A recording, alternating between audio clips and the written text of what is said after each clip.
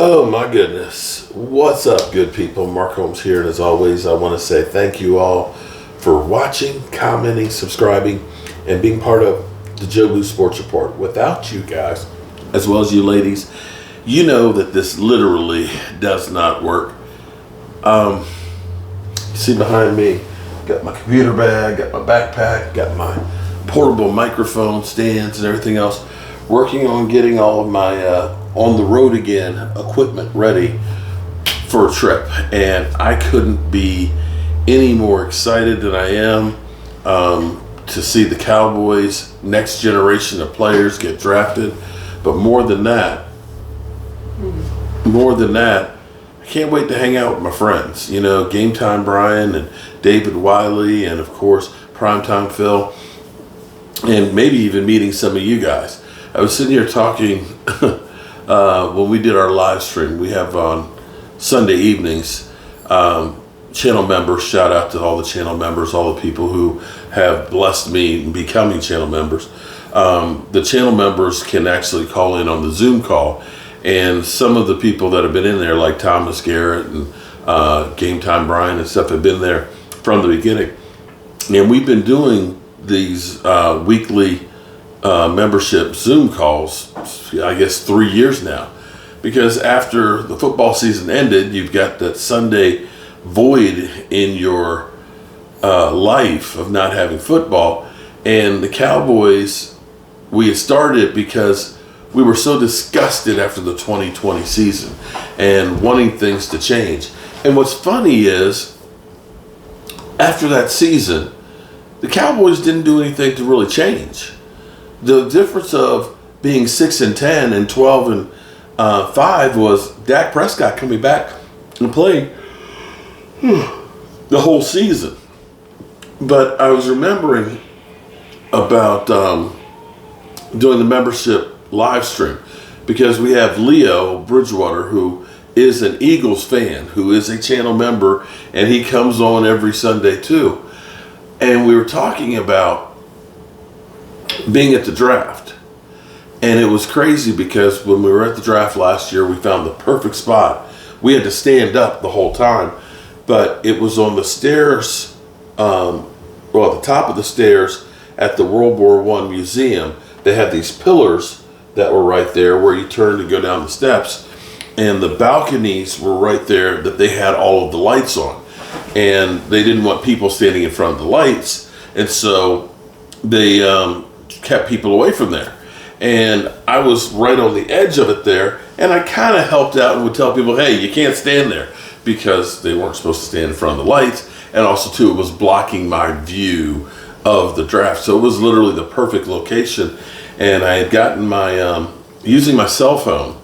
I have a podcaster. It's a little piece about this big, but you can plug in 4 microphones into it and have regular microphones, and they end up going into my cell phone, and you're broadcasting, quality microphones into your cell phone, and we're live streaming literally from the event. I had people say that they were actually getting my YouTube feed on players being drafted before they were getting it on TV, which was just incredible. But I remember, it's funny because I am just Joe the fan. I don't think of myself as anybody. But there was this really big guy, and he looked mean. And he was like, Mark Holmes. And I was just like, oh shit. So I'm about to get a beat down. And I'm like, yeah. And he's like, I watch you all the time, man. And I was like, okay, that's kind of cool. But my heart was racing because, some of y'all out there, some of y'all take this stuff a little too far. But going to the draft or going to an NFL event, when you have all of these fans that are coming together with the hopes of their team and things, and, the excitement, seeing the NFL experience, the draft as it's going through, where everybody right now is 0-0, is an incredible thing. And I have been through Radio City Music Hall, Chicago twice. Was Chicago twice? I think Chicago was twice. I've been to Philadelphia. I've been to Dallas. We were in Kansas City, and now Detroit. This has been so much fun and so much excitement on who we get. And so I just can't wait to get there. And I can't wait to hang out with my guys. And this draft is going to be really, really important for our team. If we had, just imagine for a second here, what if we look at last year and we say that we didn't have enough firepower last year, right? But just humor me for a second here. What if Overshown never got hurt last year? I don't know what kind of season he would have had, but I figure that Overshown might have played better than having a safety. I'm just hypothetically. Or what if Leighton Vander Esch hadn't got hurt? What if those two guys hadn't hurt? We would have probably been better at stopping the run. What if, instead of trying to change the position of Mazi Smith coming fresh out of college, they had let him just be a one technique? And what if Schoonmaker hadn't been injured coming out of college? If we could have gotten the impact for those guys, that might have been the difference of winning and losing against the Green Bay Packers. Just saying.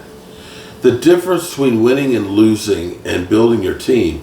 Because had we had those guys, we wouldn't have been looking right now and saying we don't have the players. I actually believe we have more than what people will give us credit for.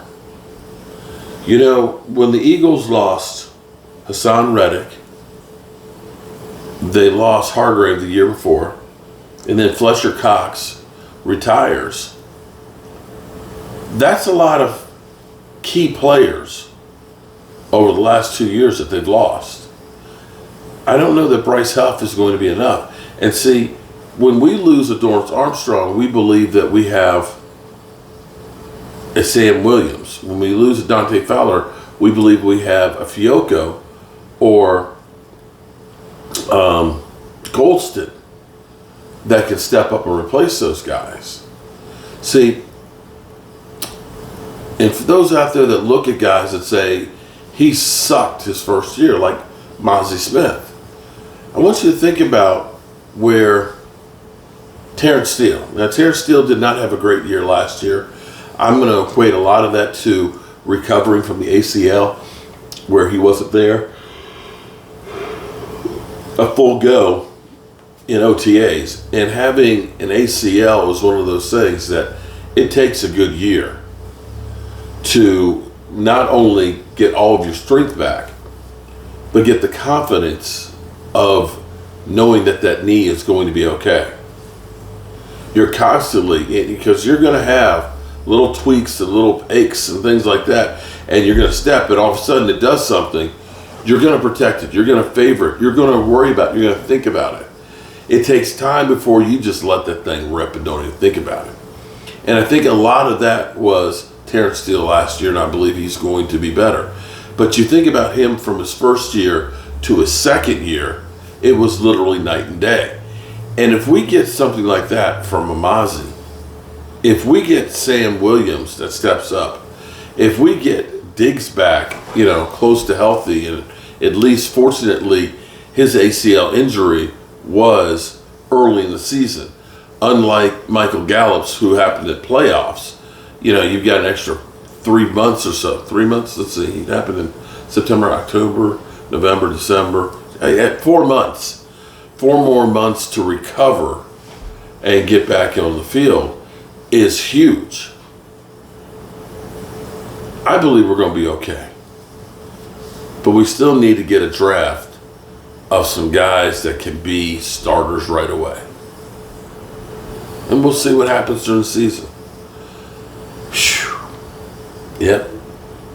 I need to get up early and get all my stuff, make sure I have all my stuff together.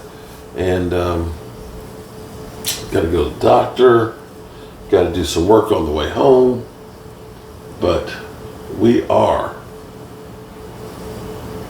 headed for Detroit. And I can't wait. All right, good people. I appreciate each and every one of you guys. Fire's just about out. And remember, tell the people you love how much you love them. Because you might not get the chance, good people. And I love you all. It's going to be a busy, busy, busy week.